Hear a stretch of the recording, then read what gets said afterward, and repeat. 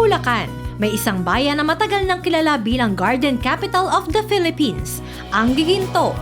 Pero higit sa mga halaman at bulaklak, mas kilala ito dahil sa mga taong araw-araw na nag-aalaga, nagtatanim at umaasa sa lupang nagbibigay buhay sa kinabukasan ng maraming pamilya.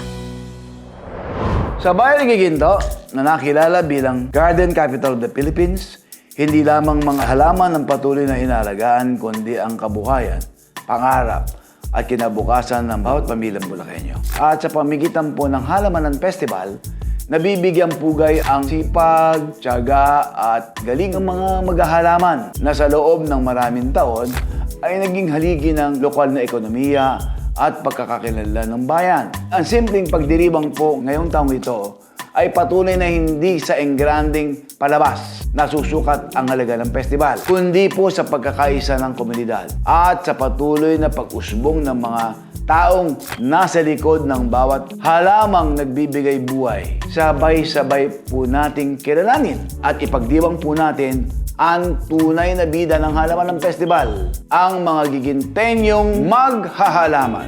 Yan po ay dito lamang sa Galing Bulacan.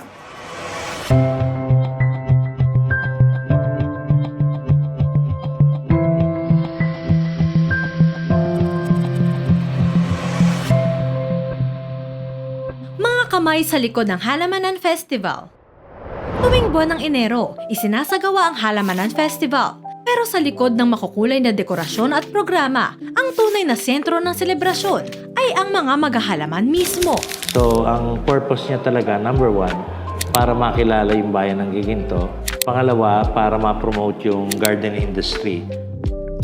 Mula pa noon, naging daan ng festival para mas makilala ang galing at sipag ng mga Gigintenyong matagal nang nakatutok sa pag-aalaga ng halaman.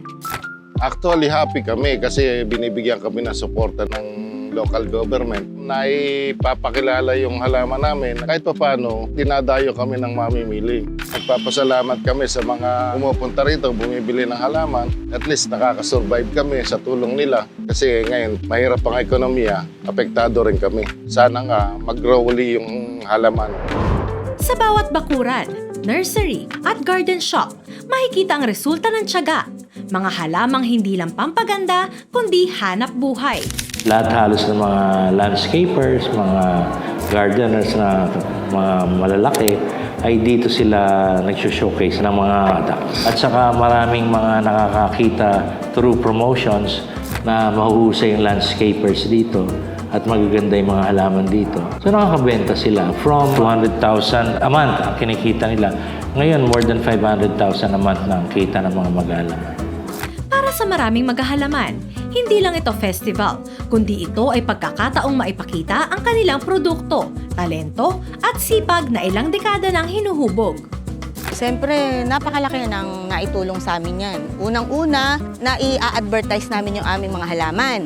Pangalawa, kumikita kami ng kahit paano. Ang halaman ng festival kasi, nakikilala na yan sa buong mundo. Hindi lang dito sa Pilipinas. Kasi minsan, nakakarating din yan sa Singapore, sa mga garden doon, sa Tokyo, ayan. Kasi minsan may mga buyer kami na galing doon.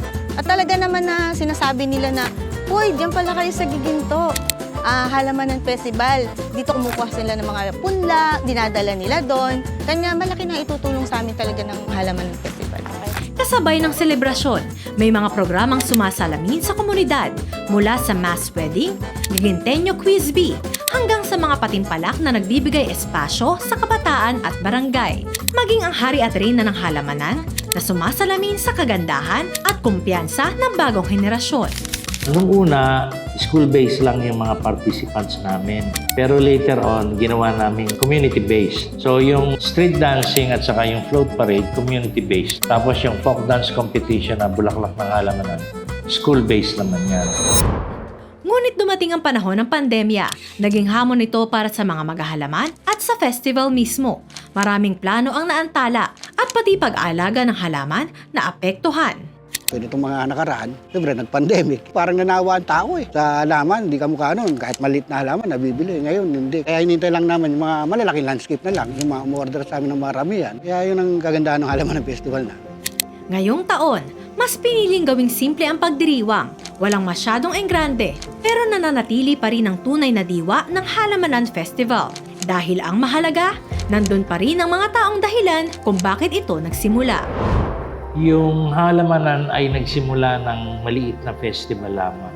Ito ay lumago ng lumago dahil sa pakikisa ng bawat mamamayan at sa malaking ambag na naitutulong ng pamahalaan bayan ng Giginto.